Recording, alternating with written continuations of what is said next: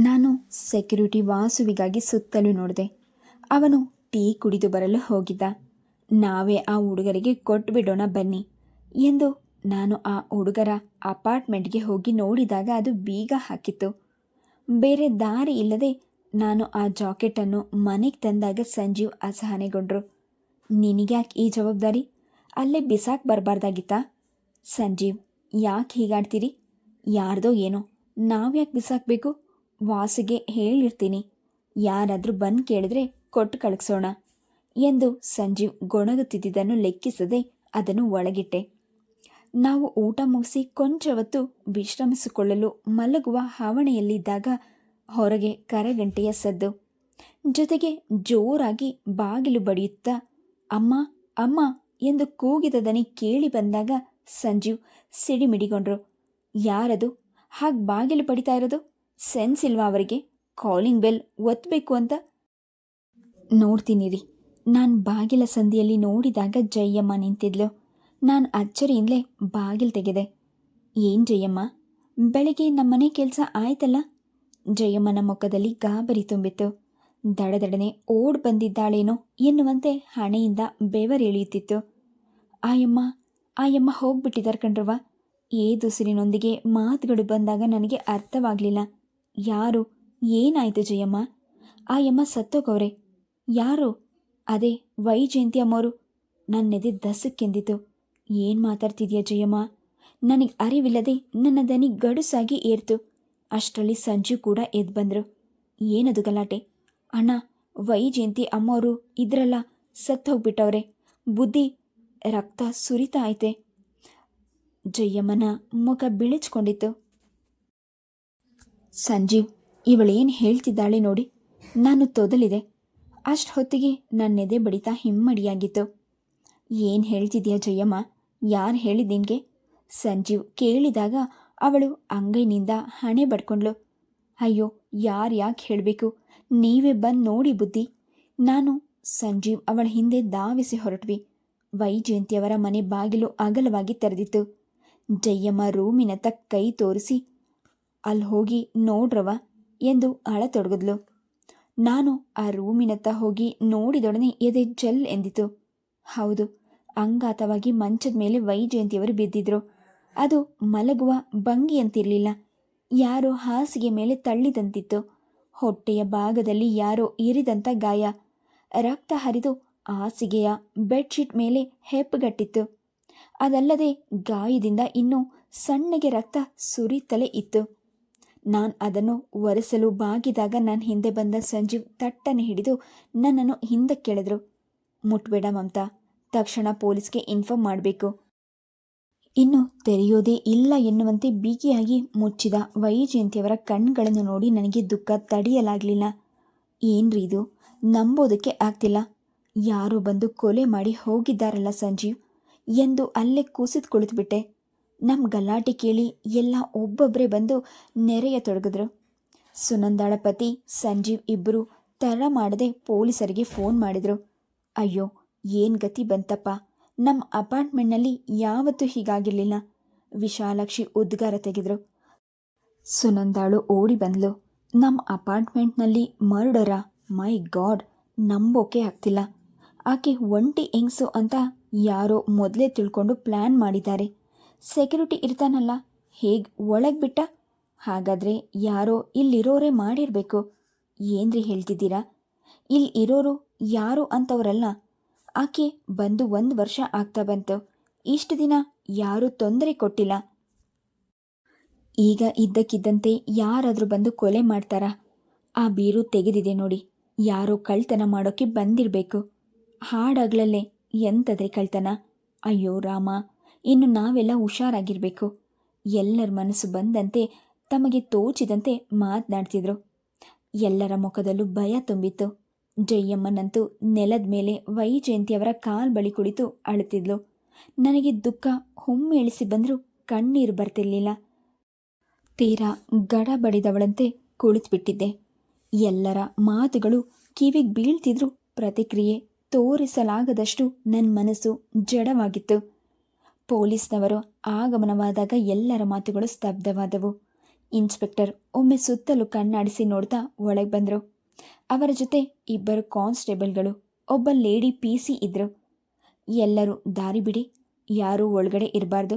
Inspector ಆಜ್ಞಾಪಿಸಿ ಒಳಗೆ ಹೋದಾಗ ನಾವೆಲ್ಲ ಹೊರಗೆ ಬಂದ್ವಿ.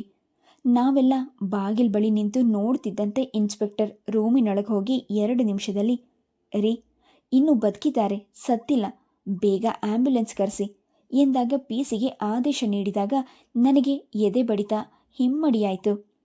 ಸರ್, ಅವರು ಬದುಕಿದ್ದಾರಾ? ಅಲ್ಲಿಂದಲೇ ನಿಂತು ದನಿ ಏರಿಸಿ ಕೇಳಿಯೇ ಬಿಟ್ಟೆ. ಪಲ್ಸ್ ತುಂಬ ಕ್ಷೀಣವಾಗಿದೆ, ಜೀವ ಇನ್ನೂ ಹೋಗಿಲ್ಲ, ಬೇಗ ಆಸ್ಪತ್ರೆಗೆ ಶಿಫ್ಟ್ ಮಾಡೋಣ. ನಾವೆಲ್ಲ ಬಿಟ್ಟು ಬಾಯಿ ನೆಟ್ಟ ಕಣ್ಣಿನಿಂದ ನೋಡ್ತಿದ್ದಂತೆ ಆ್ಯಂಬುಲೆನ್ಸ್ ಬಂತು. ವೈಜಯಂತಿಯವರನ್ನು ಸ್ಟ್ರೆಚರ್ನಲ್ಲಿ ಎತ್ಕೊಂಡಾಗ ಅವರ ಮುಖ ತೀರಾ ಬಿಳಿಪೇರೆ ಹೋಗಿತ್ತು. ದೇವ್ರೆ, ಆ ಜೀವ ಉಳಿಯಲಿ, ನಾನು ಮನದಲ್ಲೇ ಪ್ರಾರ್ಥಿಸಿದೆ. ವೈಜಯಂತಿಯವರನ್ನು ಸಮೀಪದಲ್ಲಿದ್ದ ಸರ್ಕಾರಿ ಆಸ್ಪತ್ರೆಗೆ ವರ್ಗಾಯಿಸಲಾಯಿತು. ಇನ್ಸ್ಪೆಕ್ಟರ್ ಎಲ್ಲರಿಗೂ ಕಟ್ಟೆಚ್ಚರಿಕೆ ನೀಡಿ, ಯಾರೂ ಇಲ್ಲಿಂದ ಹೊರಗೆ ಹೋಗಬಾರ್ದು, ನಾನು ಬಂದು ಎನ್ಕ್ವೈರಿ ಮಾಡೋ ತನಕ ಎಲ್ಲರೂ ಈ ಅಪಾರ್ಟ್ಮೆಂಟ್ ಬಿಲ್ಡಿಂಗ್ನಲ್ಲೇ ಇರಬೇಕು ಎಂದು ಆಜ್ಞಾಪಿಸಿ ಆಸ್ಪತ್ರೆಯ ಕಡೆ ಹೊರಟರು.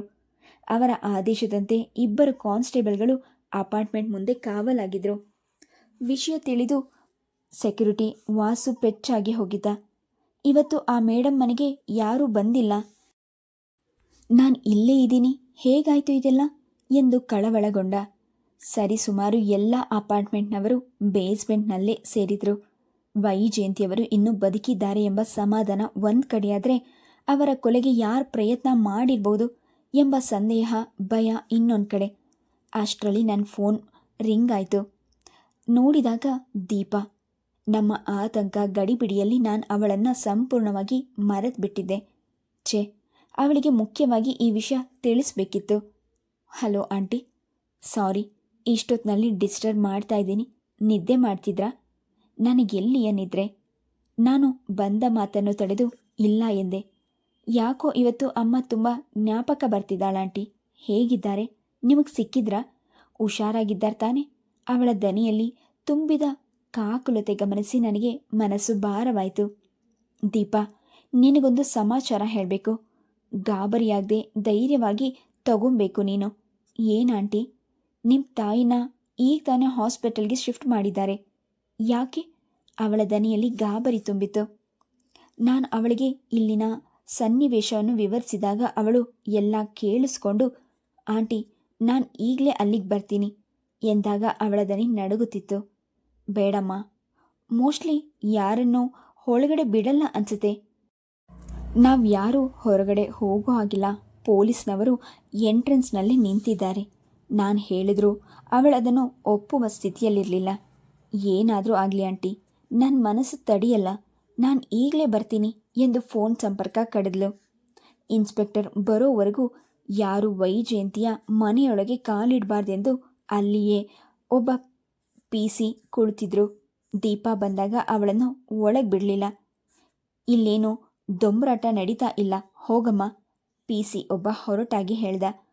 ದೀಪಾ ಎಷ್ಟೇ ಕೇಳ್ಕೊಂಡ್ರೂ ಅವಳಿಗೆ ಒಳಗೆ ಪ್ರವೇಶ ಸಿಗಲಿಲ್ಲ. ಇನ್ಸ್ಪೆಕ್ಟರ್ ಬರೋ ತನಕ ಅವಳು ಮುಖ್ಯ ದ್ವಾರದ ಬಳಿಯಲ್ಲೇ ನಿಂತಿದ್ಲು. ಸರ್, ಅಮ್ಮ ಹೇಗಿದ್ದಾರೆ? ಬದುಕಿದ್ದಾರಾ? ದೀಪಾ ಆತಂಕದಿಂದ ಕೇಳಿದಾಗ ಇನ್ಸ್ಪೆಕ್ಟರ್ PC ಅತ್ತ ನೋಡಿದ್ರು. ಯಾರ್ರೀ ಇದು? ಅವರ ಮಗಳಂತೆ ಸರ್, ಒಳಗೆ ಬರಬೇಕು ಅಂತ ಆವಾಗಲಿಂದ ಗಲಾಟೆ ಮಾಡ್ತಿದ್ದಾರೆ. ಇನ್ಸ್ಪೆಕ್ಟರ್ ದೀಪಾಳ ಕಡೆ ತಿರುಗಿ, ಏನ್ರಿ, ಎಲ್ಲಿ ಹೋಗಿದ್ರಿ ನೀವು? ಏನು ಇವಾಗ ಬರ್ತಾ ಇದ್ದೀರಾ ಎಂದು ಗಡಸಾಗಿ ಪ್ರಶ್ನಿಸಿದರು. ದೀಪಾ ಕಣ್ಣಲ್ಲಿ ನೀರು ತುಂಬಿಕೊಂಡು, ಸರ್, ನನಗೀಗ ತಾನೇ ವಿಷಯ ಗೊತ್ತಾಯಿತು, ಅದಕ್ಕೆ ಬಂದೆ. ಅಮ್ಮ ಹೇಗಿದ್ದಾರೆ? ಅವರು ಬದುಕ್ತಾರಾ ಎಂದು ಗದಗದವಾಗಿ ಕೇಳ್ಕೊಂಡ್ಳು. ಟ್ರೀಟ್ಮೆಂಟ್ ನಡೀತಾ ಇದೆ. ಇಂಥ ಕೇಸ್ಗಳಲ್ಲಿ ಏನೂ ಹೇಳೋಕ್ಕಾಗಲ್ಲಮ್ಮ. ನೀವೇನು ಮಾಡ್ತಾ ಇದ್ದೀರಿ? ಎಲ್ಲಿದ್ದೀರಿ? ನಿಮ್ಮ ತಾಯಿ ಜೊತೆ ಇಲ್ವಾ ನೀವು? ಇನ್ಸ್ಪೆಕ್ಟರ್ ಅವರ ಪ್ರಶ್ನೆಗಳಿಗೆ ದೀಪಾ ಕಣ್ಣೊರೆಸ್ಕೊಂಡು, ಇಲ್ಲ ಸರ್, ನಮ್ಮ ಹಸ್ಬೆಂಡ್ ಜೊತೆ ಬೇರೆ ಮನೆಯಲ್ಲಿದ್ದೀನಿ ಅಂದ್ಲು. ನಿಮಗೆ ಆಗದೆ ಇರೋರು ಯಾರಾದರೂ ಶತ್ರುಗಳಿದ್ದಾರಾ? ಇಲ್ಲ ಸರ್, ನನಗೆ ತಿಳಿದ ಮಟ್ಟಿಗೆ ಯಾರೂ ಇಲ್ಲ. ನಿಮ್ಮ ಫ್ಯಾಮಿಲಿ ಸರ್ಕಲ್ನಲ್ಲಿ ಯಾರ ಜೊತೆಗಾದರೂ ಜಗಳ, ಮನಸ್ತಾಪ ಆಗಿದೆಯಾ? ಇಲ್ಲ ಸರ್, ನಾನು ನನ್ನಮ್ಮ ಯಾರ ತಂಟಿಗೂ ಹೋಗಲ್ಲ, ನಮ್ಮ ಪಾಡಿಗೆ ನಾವಿದ್ದೀವಿ.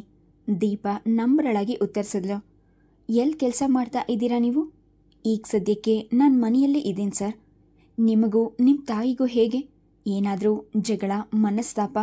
ಇನ್ಸ್ಪೆಕ್ಟರ್ ಚೂಪಾಗಿ ಕೇಳಿದಾಗ ದೀಪಾ ತಕ್ಷಣ, ಇಲ್ಲ ಸರ್, ನನಗೆ ಅವರನ್ನು ಕಂಡ್ರೆ ತುಂಬ ಪ್ರೀತಿ, ಅವರಿಗೂ ಅಷ್ಟೇ ಎಂದ್ಲು. ನಿಮ್ಮ ಯಜಮಾನರು ಹೇಗಿದ್ರು ನಿಮ್ಮ ತಾಯಿ ಜೊತೆ?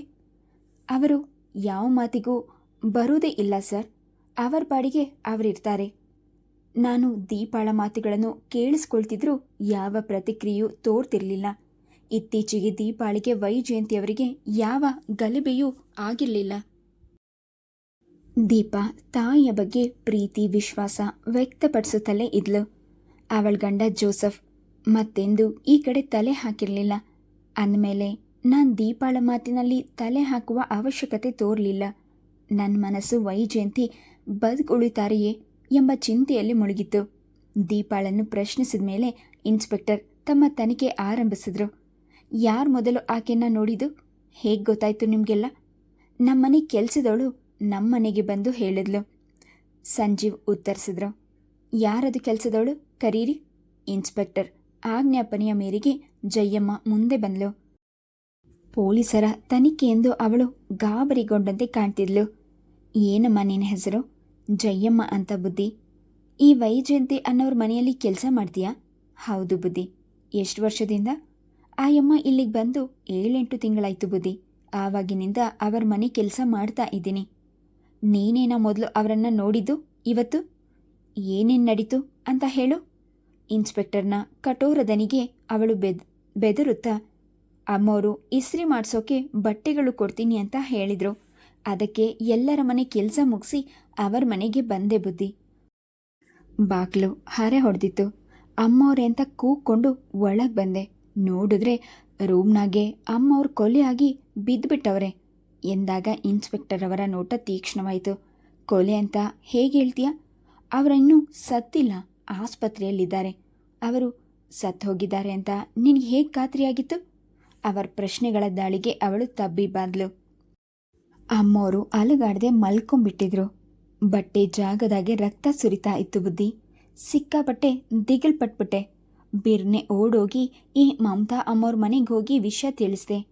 ಇಷ್ಟೇ ಬುದ್ಧಿ ನನಗೆ ಗೊತ್ತಿರೋದು. ಜಯಮ್ಮ ನನ್ನ ಕಡೆ ಕೈ ತೋರಿಸಿ ನೋಡಿದ್ಲು. ಅಮ್ಮವ್ರ ಜೊತೆ ಏನಾದರೂ ಮಾತುಕತೆಯಾಗಿತ್ತಾ ನಿನಗೆ? ಇನ್ಸ್ಪೆಕ್ಟರ್ ಕೇಳಿದಾಗ ಜಯಮ್ಮ ಕಣ್ಣಗಳಿಸಿ, ಅಂದ್ರೇನು ಬುದ್ಧಿ? ಅವರ ಬಗ್ಗೆ ನಿನಗೇನಾದರೂ ಅಸಮಾಧಾನ ಇದೆಯಾ? ಸಂಬಳ ಕಡಿಮೆ, ನಿನ್ನನ್ನು ಬೈಯೋದು ಗದರೋದು ಏನಾದರೂ ಮಾಡ್ತಾ ಇದ್ರಾ? ದೇವರಾಣೆ ಇಲ್ಲ ಬುದ್ಧಿ. ಆಯಮ್ಮ ತುಂಬ ಒಳ್ಳೆಯವರು. ಕೈ ತುಂಬ ಸಂಬಳ ಕೊಡ್ತಾರೆ. ಉಳಿದಿದ್ದು ಪಳಿದಿದ್ದು ಕೊಡ್ತಾರೆ. ನನ್ನ ಮಗಳ ಮದುವೆಗೆ ತಾಳಿ ಮಾಡಿಸ್ಕೊಟ್ಟವ್ರೆ ಬುದ್ಧಿ. ಅಂಥ ಮಹಾತಾಯಿ ಮೇಲೆ ನಾನು ಯಾಕೆ ಅಸಮಾಧಾನ ವ್ಯಕ್ತ ತೋರಿಸ್ಬೇಕು? ಕೇಳಿದ್ದಕ್ಕೆ ಉತ್ತರ ಕೊಡು ಸಾಕು. ನಿಮ್ಮ ಅಮ್ಮವರು ಸೀರೆ ಒಡವೆ ದುಡ್ಡು ಎಲ್ಲಿಟ್ಟಿರ್ತಾರೆ ಅಂತ ಗೊತ್ತಿದೆಯಾ ನಿನಗೆ? ಯಾವತ್ತಾದರೂ ಏನಾದರೂ ಕಳ್ಳತನ ಮಾಡಿ ಸಿಕ್ಕಾಕೊಂಡಿದ್ಯಾ? ನಿಜ ಹೇಳಬೇಕು. ಇನ್ಸ್ಪೆಕ್ಟರ್ ಗಡಸಾಗಿ ಹೇಳಿದಾಗ ಜಯಮ್ಮ ಕೈ ಮುಗಿದ್ಲು. ಆ ಮಾರಮ್ಮ ನಾಣೆ ಬುದ್ಧಿ, ನಾನು ಅಂಥವಳಲ್ಲ.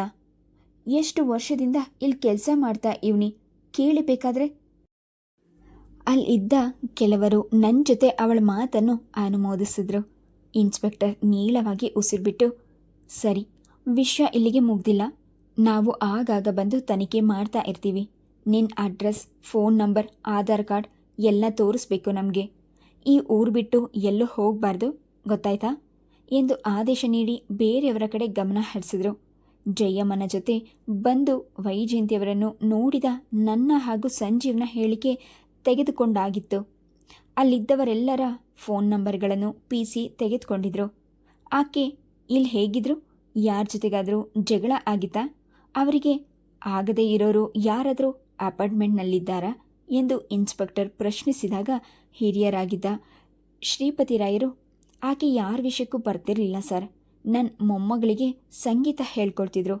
ಯಾಕೋ ಈ 1 ತಿಂಗಳಿಂದ ಮೈಗೆ ಹುಷಾರಿಲ್ಲ ಅಂತ ಸಂಗೀತನ ನಿಲ್ಲಿಸ್ಬಿಟ್ಟಿದ್ರು. ಅದು ಬಿಟ್ಟರೆ ಅವರು ಹೆಚ್ಚಾಗಿ ಬೆರೆಯೋ ಸ್ವಭಾವದವರಲ್ಲ ಎಂದು ಉತ್ತರಿಸಿದ್ರು. ವಿಶಾಲಾಕ್ಷಿ ಮಾತು ಮುಂದುವರಿಸುತ್ತಾ, ಸರ್, ನಿನ್ನೆ ರಾತ್ರಿ ವೈಜಯಂತಿಯವರಿಗೂ ಆ 2nd ಫ್ಲೋರ್ ಹುಡುಗರಿಗೂ ಜಗಳ ಆಗಿತ್ತು ಎಂದಾಗ ನಮಗೆಲ್ಲ ಅದು ಅನಿರೀಕ್ಷಿತ, ಆಶ್ಚರ್ಯದ ಸಂಗತಿ. ನಾವೆಲ್ಲ ಕುತೂಹಲದಿಂದ ನೋಡಿದ್ವಿ. ಯಾರದ ಹುಡುಗರು?